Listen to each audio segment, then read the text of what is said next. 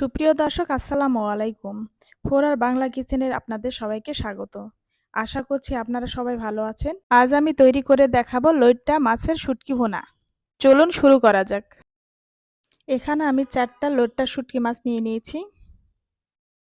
মাছগুলোকে ছোট ছোট টুকরো করে নিয়েছি। গরম পানিতে 10 মিনিট ভিজিয়ে রাখার পর পরিষ্কার করে ধুয়ে পানি ঝরিয়ে নিয়েছি। চুলোয় একটি ফ্রাই প্যান বসিয়ে দিয়েছি এবং কড়াইয়ে 2 টেবিল চামচ সরিষার তেল দিয়ে দিলাম। গরম তেলে লইট্টা শুটকি ছেড়ে দেব। এতে সামান্য পরিমাণ হলুদ আর সামান্য পরিমাণ লবণ দিয়ে ভালো করে লাল করে ভেজে নিতে হবে।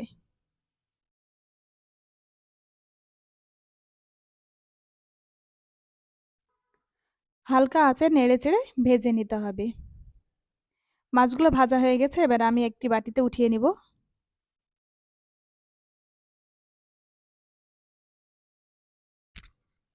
লাল করে ভেজে নিলে শুটকির গন্ধটা চলে যাবে। একই কড়াইয়ে আমি 2 টেবিল চামচ সরিষার তেল দিয়ে দিয়েছি। এর মধ্যে আমি দিয়ে দিচ্ছি 1 কাপ পেঁয়াজ কুচি। পেঁয়াজ কুচিগুলো ব্রাউন কালার হওয়া পর্যন্ত ভাজতে থাকবো।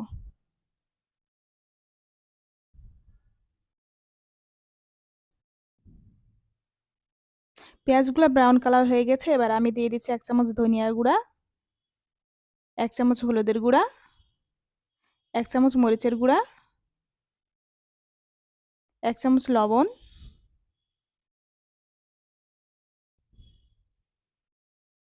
এবার নেড়েচেড়ে মশলাগুলো ভেজে নেব।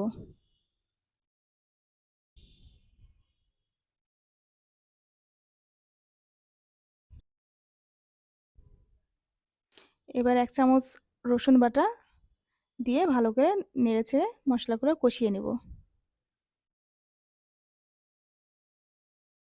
এর মধ্যে আমি দিয়ে দিয়েছি 1 কাপ রসুনের কোয়া। রসুনের কোয়াগুলো ভাজতে থাকবো এবং 4টা মরিচ দিয়ে দিচ্ছি। সামান্য পরিমাণ পানি দিয়ে মশলাগুলো ভালো করে কষিয়ে নিব।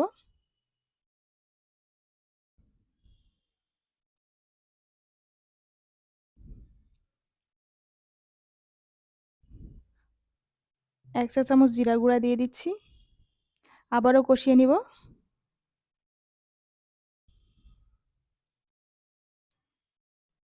ভাজা লইট্টা শুটকি মাছগুলোকে মশলার মধ্যে ছেড়ে দিলাম।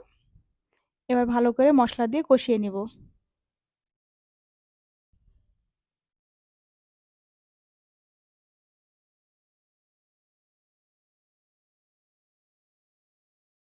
কষানো হয়ে গেছে, এবার আমি পানি দিয়ে দেব।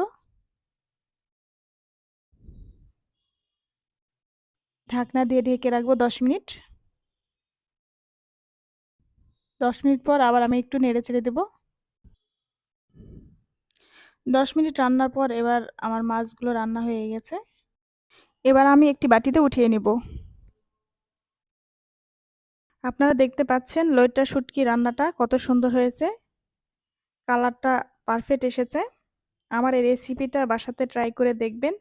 আশা করি ভালো লেগেছে। ভালো লেগে থাকলে আমার এই ভিডিওটিতে লাইক দিয়ে এবং আমার এই চ্যানেলটি সাবস্ক্রাইব করে আমার পাশে থাকবেন। আজকের মতো এখানেই বিদায় নিচ্ছি। ভালো থাকবেন, সুস্থ থাকবেন। আল্লাহ হাফেজ।